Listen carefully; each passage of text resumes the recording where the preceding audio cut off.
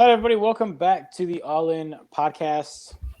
If you are watching on YouTube, make sure you head over to our channel and subscribe, and then click on the NBA show that we just recorded and posted, talking all things NBA free agency, Lakers, Clippers, Gordon Hayward, everything going on pretty much. So make sure you go check that out. If you are listening on audio, welcome back from the break. We are talking NFL right now, NFL Week 11. And we are going to start with the Monday night game, which was Rams versus Bucs. And the Rams won here. Big game in Tampa Bay. Kind of a statement game for them, I'd say, in some ways. What were your thoughts on the game, buddy? Yeah, it was an interesting game. I thought Jared Goff was really good. Yeah. Especially against a tough Buccaneer defense. This Buccaneer defense has been pretty good for the most part of this year. And, he pretty much picked them apart. Cooper Kupp was all over the place, had a ton of catches. Robert Woods got involved eventually. And, they threw it a ton. And it was a lot of, not a ton of downfield throws, but it was, a lot of nickel and diamond down the field. He put together some great drives. And defensively, the Rams, I thought, did a pretty solid job of keeping the Bucs offense in check. Other than, the Mike Evans touchdown, where he just kind of went through like three or four guys to get into the end zone. That was some pretty bad tackling, but I thought they did a good job overall. Obviously, they got the pick at the end to seal it. But honestly, with the way the Rams have been playing, I think this is 3 of their last 4 they've won, and 2 in a row. And all against pretty solid teams in the last 4 weeks. They had a letdown against Miami about 3 weeks ago. But other than that, they've got some good wins here. They're now sitting at 7-3, tied for first in the division after a shaky start to their season. They're looking like a possible NFC contender. Yeah, no, I mean, I've been high on the Rams, like really since our off-season shows. I was very high on the Rams, picking them. The question was, they got the names on defense. They've certainly got the weapons in the receiving corps. The question was always Jared Goff, and is he going to show up in these games, or is he going to make the dumb mistake? Every once in a while, he had a couple throws where you're like, okay, that's Jared Goff. But for the most part, like you said, like he was solid, like he was kind of picking them apart. I don't think we could say the same for Tom Brady. He seemed to struggle, and both of these defenses are good. The Rams have a couple more playmakers probably, but I think if I'm looking at these two teams, and which quarterback, which team do I trust more? It's probably the Rams right now, especially if they can get solid performances out of Goff. He was the key. He's the key to me. They go as far as Goff goes. Yeah. And I think you wanted to bring up that Tampa Bay, not the best game from Tom Brady, and his coach was vocal about that. Yeah. Bruce Arians said, in the post-game interview that Tom Brady looked confused by some of their coverages and was saying, in reference to, I guess, a deep ball that they missed. He was like, we don't miss that in practice. And, well, for one, if your 20-year veteran quarterback is being confused by coverages, to me, that's on the coaching staff. Like, I don't know what kind of film you were watching that he wasn't prepared for, but to me, that's 100% on you, and maybe him a little bit as a player. I know players watch their own film, but to me, for you to come out and tell me that a player wasn't prepared for something, that is 100% your job. So you might think that's a knock on Tom Brady for some reason. To me, that's more of a knock on you. Granted, I know, NFL teams disguise coverages and they're really good at that. And, that's the kind of things that they'll try to do pre-snap to throw someone like Tom Brady off. But I find it hard to believe that a guy who's been in the league for 20 years was easily fooled or wasn't reading coverages correctly. From the Rams defense. To me, this is one of the worst things a coach can do is throw a player under the bus in any circumstance. I never understood it. There's a lot of coaches that do it. The first one that comes to mind is Jose Mourinho. If anyone who's tuned in watches soccer, he loves doing that. where nothing's ever his fault. And Bruce Arians seems like one of those kind of guys. And I'm from the York area, which is where Bruce Arians is a longtime York native from our area. So I hate to say bad things about him, but I think this year of all years have kind of exposed him as a coach. And, I think this roster is more talented than the 7-4 record that they're showing. And I think he has a lot to do with that. I agree with you. I don't quite understand his reasoning for saying that at all about his quarterback. Like, it's not like anyone was necessarily blaming him for the loss. He right. Said it. So let's move from Monday night to Sunday night with the Chiefs beating the Raiders. Raiders had a real chance here, but Patrick Mahomes started doing Patrick Mahomes things. Marched down the field in 47 seconds for the game-winning score.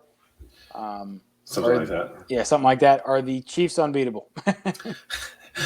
So no, because this Raiders team beat them the first time, and almost did it again. Like, this Raiders team has their number. Yep. The Chiefs, I think they have their vulnerabilities on the defensive end. But if you leave Patrick Mahomes too much time, like the Raiders unfortunately did in this case, and he gets the ball last, I think you're going to lose. So, in this case, I was actually really impressed by the way that the Raiders played in this game, specifically Derek Carr. Yeah.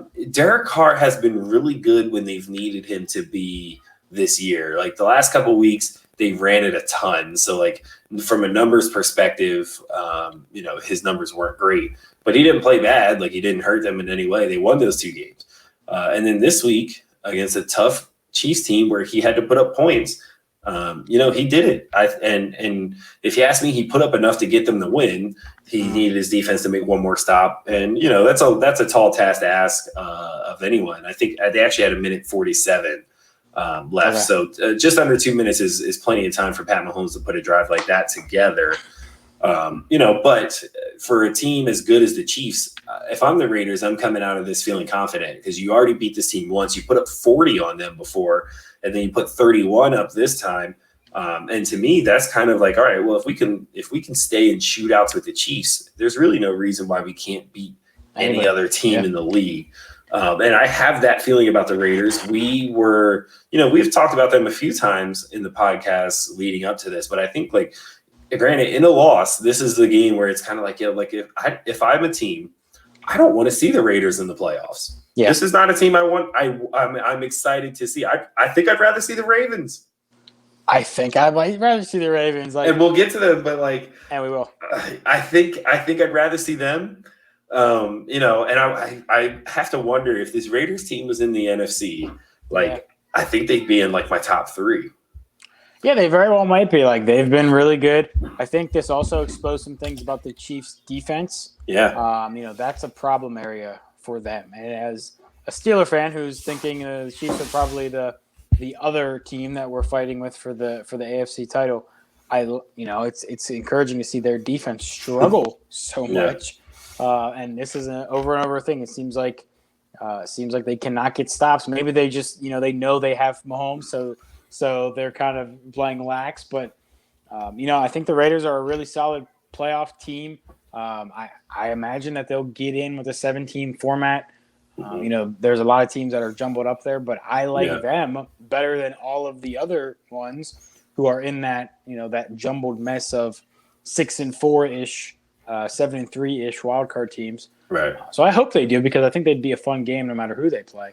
Yeah, because if you're looking at right now, I think the division leaders are Chiefs, Steelers, Bills. Bills, and then the Colts hold the tiebreaker over the Titans, but they're both 7-3. Right. And then you're looking at your next 3 there would be Titans, the Browns are in second over the Ravens because they're 7-3 now as well. Yep. And then you have Raiders and Ravens. So that's about 8 teams that's your 7 there. And I don't know that and then you have the Dolphins. I'm sorry. The Dolphins make it 8. So your top, all those teams are solid and playoff worthy, if you ask me. It's a matter of who drops out. I think it's probably the Dolphins. Because I think they're a little too inconsistent of all these teams. But it's definitely a shootout there, and the AFC playoffs are going to be very fun to watch because there's really not a team where it's like, other than I think maybe Cleveland is probably the one team where you're like, I feel pretty confident beating them because of Baker Mayfield, and maybe after how Miami looked, maybe you feel a little more confident against them. But like their defense has been really good throughout this year, so I don't know that you love that matchup if Tua's playing well. So I think the top teams, granted, the Steelers and the Chiefs have much better records than everybody else. They will be challenged throughout the playoffs for sure. Yeah, there's going to be no easy games in the AFC playoffs. I totally agree with you. I think I like the Raiders more definitely than the Dolphins. The Browns I like. They just have a way of making the game nasty, which kind of bodes well for them in their running game. Yep. But yeah, it's going to be a tight race for those wild card spots. Let's go to the Colts, who are the AFC South leaders right now, but they're in that mix of 7-3, 6-4 teams in the AFC. They beat the Packers. Really good win for them. We had a lot of questions about Phil Rivers. Played really well, and they got the win over the Packers. Yeah, and he's played well since I questioned him being the starter, because of white privilege. So I'm sorry, Philip Rivers. I don't know if you heard that. We apologize. I didn't mean to come at you like that, bro. But last 2 weeks, he has been really good for them. And, obviously their defense is top 10 in the league, bare minimum. This week, the Packers got to them, which I think is a positive sign if you're Green Bay that you were able to put up, 31 points against a good Colts defense. Yep. But Green Bay's defense is soft to say the least. That's the thing. Philip Rivers has had 2 good weeks, but the Titans and the Packers defenses are not good. They're bottom 10 in the league overall. So, can Philip Rivers continue these performances against tougher defenses is really the biggest question I would have about the Colts. Last time they faced a tough defense was the Ravens, and they did not look good. So that's the biggest question mark. It's still Philip Rivers. It will go as far as he takes them, and can he win those big games will be the question. Yeah, and my answer right now would be no to the questions. Yeah. I'm not sure that Philip Rivers can do it against the best defense in the AFC. We're talking about the Steelers. We're talking about, the Ravens. We saw how they did against them the first time around. But I think this is why you pay Philip Rivers, right? Games like this where it's close and it's a, back and forth. Maybe he's got some kind of veteran moxie where he can get you across the finish line in games like this.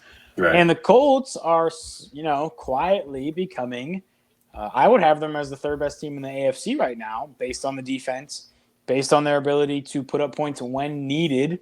Anyway, it seems like I think they're right. The Packers are a different story. I don't trust the Packers at all right now. Yeah, and it's all because of that defense. Honestly, like if Aaron Rodgers was again lights out in this one, I don't think you could really ask for more from him.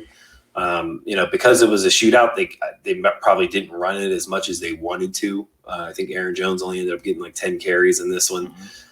So maybe that's something you look more in trying to have the ball more to keep that defense off the field. But that defense is atrocious. Yes. Yeah, definitely is atrocious. So let's go to our last game from Sunday that we'll talk about, which was Ravens-Titans. Titans won in overtime. I thought the Ravens were going to win. Coming into the game, I thought they were going to win during the game. Even when it went to overtime, I thought they were still going to win. And they did not win. What is wrong with the Ravens? Well, it's something that we've talked about, multiple times on this podcast. This is, second loss in a row and 3 in the last 4 weeks.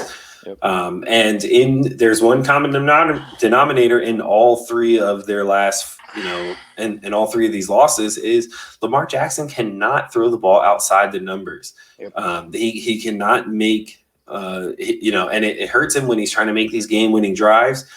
Because he essentially has to become a pocket 2-minute QB. That is not his strength. He is, of all quarterbacks in the league, what you call a front runner. He wants, in order for you to win with Lamar Jackson as your quarterback, you have to play really good defense and get stops, and then be able to run the ball effectively, control the clock, and have the lead. Lamar Jackson wants to be playing with the lead. He does not want to have to get involved in any kind of shootout, per se. He wants to, be able to run the ball and then hit you on those seam throws. And if you take that away from him, he is a mediocre quarterback. And it is what it is at this point. The Titans are the same team that beat them in the playoffs. They did the exact same thing here, same formula. And I think the other thing is that the Ravens might have to look at is knowing Lamar's limitations. You got to cut Ingram out of the rotation, and really it should be a 70-30 split between Dobbins and Gus Edwards, because Dobbins is by far their most talented running back. When he gets 15 plus carries, he's clearly more productive than when he gets less. I saw a tweet from someone who broke down the numbers of how much better he is yards per carry wise when he gets 15 or more carries, even going all the way back to his days in Ohio State. He's a runner who is more effective with more volume. And to me, as a coaching staff, these are things you have to know. Right. And if you go back to what they did last year, their running back situation was not a committee last year. It was heavily, because Mark Ingram was good. It was heavy Mark Ingram, heavy Lamar Jackson, and both of them had 1,000-yard season. And now they're trying to mix in three guys. They're not getting into a rhythm, and it's not allowing them to hide Lamar Jackson's weaknesses. You know what I mean? So because they're not dominating with their rushing attack. So I think that's where at this point in time, it's now time for the Ravens to say, okay, well, Mark, we appreciate everything you did for us, last year and what you've done in your career. Right. But it's the young kid's time to shine. We have to get the ball in this kid's hand, control more clock, help our defense out a little bit as well by having the ball more. The less Lamar Jackson has to throw the ball, the better chance we have of winning. Yeah, so, things that we've been saying about Lamar Jackson, they come true again. Like, I think this is starting to become a well-known thing is like games where they're losing, it's going to be rough for them because you cannot bring them back. I think what you say about J.K. Dobbins and Mark Ingram is a really good point. I actually texted you and our NBA and soccer analyst, Sean Turner, who's a Ravens fan during the game, that every time they're about to give the ball to Mark Ingram, they should stop, take a breath, and give it to J.K. Dobbins instead, because he's just so much better, and it's so noticeable when he has the ball. Like, it's not even close, really, like when you watch the two run. Lamar Jackson, I don't think I need to say anything more, right? I've been saying the same thing for the past year and a half probably about him, but it has to improve for them to have any kind of chance to win playoff games. Yep. This will be a good test for them this week. A team he has struggled against. He struggled against all good teams, but a team that he struggled against this season is the Pittsburgh Steelers. They are getting them on Thanksgiving night, Thursday night football, Thanksgiving style. Is this interdivision really the Ravens? If they lose this, they have zero chance. They literally have zero chance of winning the division. The Steelers will clinch the division with this win. At least over them. They wouldn't clinch it over the Browns yet. We need one more win for that yet. But they can clinch the Ravens not winning the division this year if they win on Thursday night. This is in Pittsburgh. What are you expecting from this game on Thursday night? Yeah, so it's actually going to get kind of interesting because there's some COVID cases going on there in Baltimore. So Mark Ingram and J.K. Dobbins, the two guys we just talked about, are both out. So it's going to be the Gus Edwards show, which isn't a bad thing. I think he's been productive when he's gotten the ball, just not as much as J.K. Dobbins. But you don't have that threat of J.K. Dobbins. I think that changes the game. But the formula stays the same here until Lamar Jackson figures it out.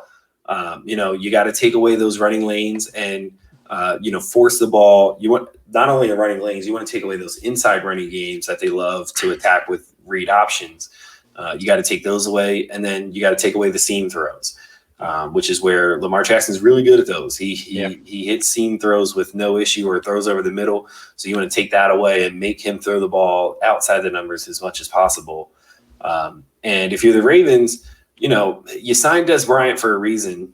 He got much more playing time this time. And maybe it's like, you talk about throwing the ball outside the numbers, give him a couple of jump ball situations, see what he can do, give him some back shoulder throws, some contested catches. They're probably going to be because, who knows what kind of separation he's creating out there at this age. But, I think at some point you have to kind of find a way to get Des Bryant involved. I think they have to take more shots over the top with Marquise Brown because, only 3 targets in the last game, no catches. And, I think they have to either find some ways to take some shots over the top or, scheme him open to where he can get the ball in his hands and, get into some space. One of the things I love that the Rams did on Monday night is they run these, we used to call them rocket screens. I'm not sure what the term is used for them in the NFL, but kind of those screens where the receivers get that run towards the line of scrimmage as their linemen are getting downfield. And they catch, they turn, and they have, running lanes. Maybe you start to throw some of those in there. Their playbook seems incredibly, limited when it comes to, what they do. And it's like read option on first and second down, and then RPO on third down. And it's just like, it's becoming predictable at this point. I think they have to find ways to get the ball to the outside the numbers and be a threat out there, whether it's, with Des Bryant, Marquise Brown, or however they got to do it. But they've got to mix up their play calling a little bit, I think, to help Lamar Jackson out in some way, to get the ball outside the numbers.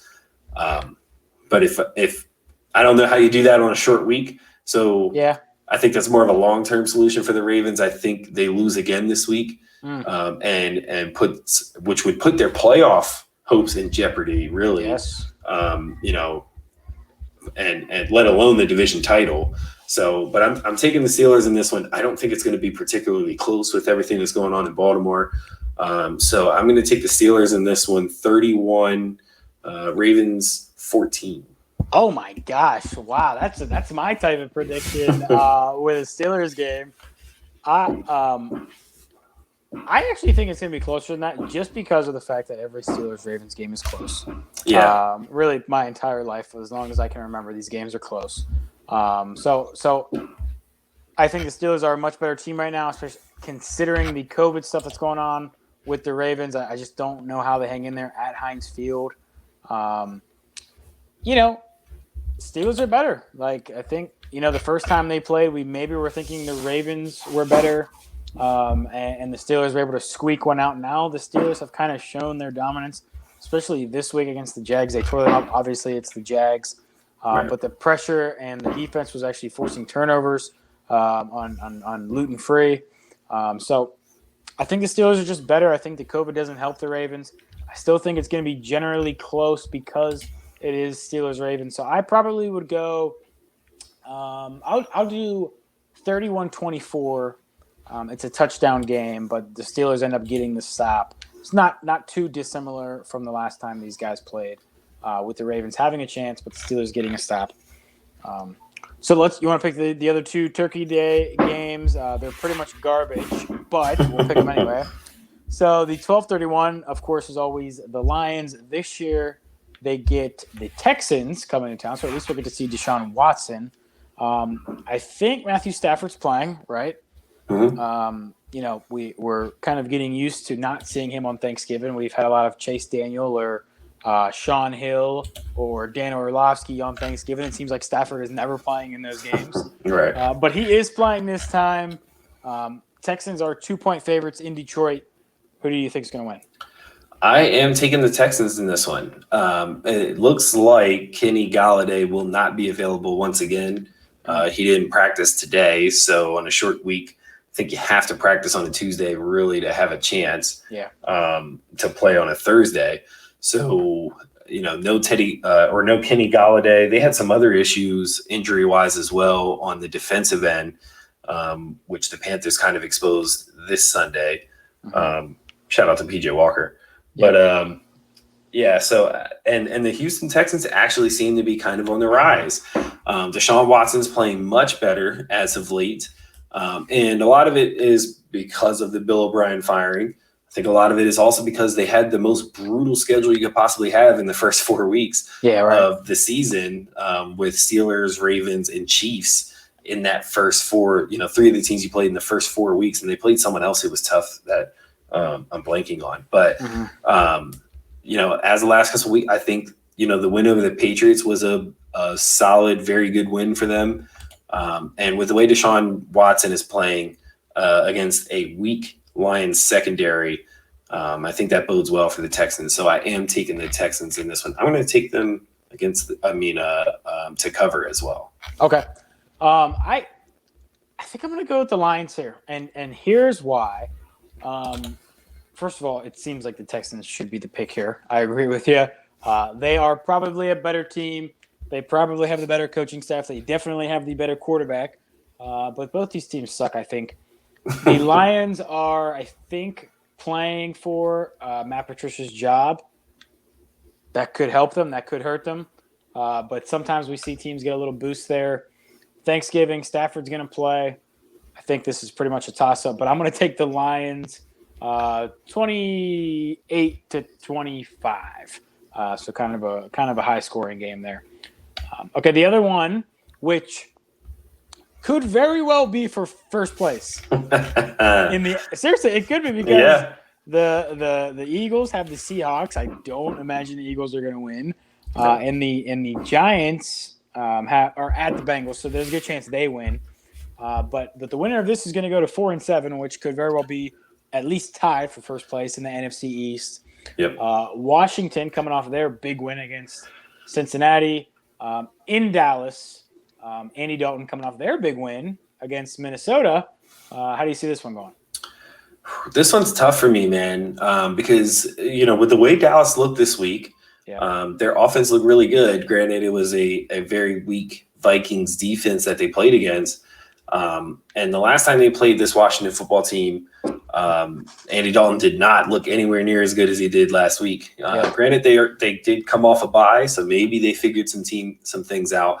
But I don't see Washington winning both games this year against the Cowboys. So for that reason alone, I just don't think anyone in the NFC East is good enough to win both games against their divisional opponent. So I'm going to take the Cowboys in this one. I think it's going to be decent scoring, so I'm going to say it's definitely going to be close. I think it's going to be Cowboys 27. We'll say Redskins 23 this time. Okay, Redskins again. Or I'm sorry, Washington football team. Dollar in the jar. You're gonna be canceled on Twitter. So I think I like Dallas here. I think I don't really like any of them. This is another one. I guess this game maybe looks better coming into the year. But I'm going to take Washington here, and we can split on both picks. Maybe I'm just doing it for the sake of that. But I like Alex Smith. He's looked pretty solid. He looked really good against Detroit, and then really good this week too against Cincinnati. That's Detroit and Cincinnati, but this is Dallas, so it's not much better. So I think he has the ability. I probably trust him a little bit more than Andy Dalton. And Washington's pass defense is actually pretty good. Pass rush is pretty good with Chase Young. I think I like them better. I think I like them better up and down. They might even be my pick to win the NFC East right now, as weird as that sounds. So, you disagree? No, it doesn't sound weird at all. I mean, they certainly have the best defense in the division. I think they have the best defense, yeah. Which doesn't say much, but they do. And Alex Smith is the type of quarterback who generally won't mess it up. So, well, exactly. That's exactly my thought. And I just don't know if Andy Dalton will mess it up. He very well might. Right. So I'm going to take Washington, and I'll go – I think it's going to be generally high scoring. So I'll go 34-29 for a Turkey Day score. So we split on those two games. So how about that? We'll have something to talk about on probably Friday. Will be our next podcast with Thanksgiving. Maybe we'll see what it's next. Yeah, exactly. So okay, that is all the NFL topics we have for today. Coop, what is going on with the All In Network?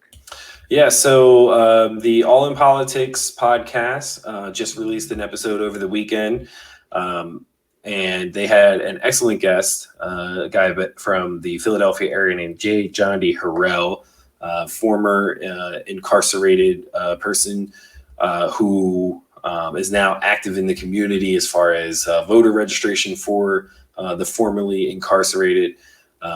So they talked a lot about that. They talked about the COVID impact on not only the formerly incarcerated, but those who are incarcerated and the healthcare treatment that they're receiving in prisons during a pandemic is discussed.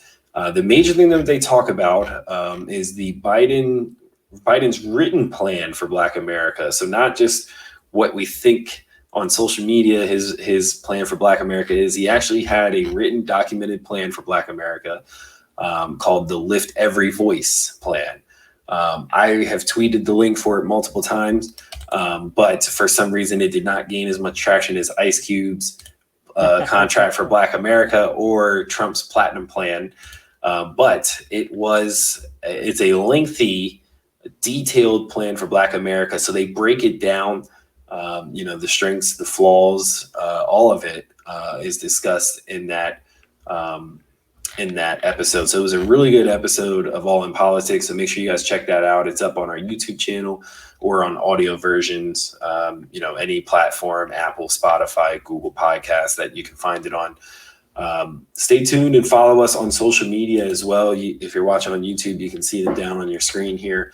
But at all_in_pod or on Facebook and IG, we're All In Network.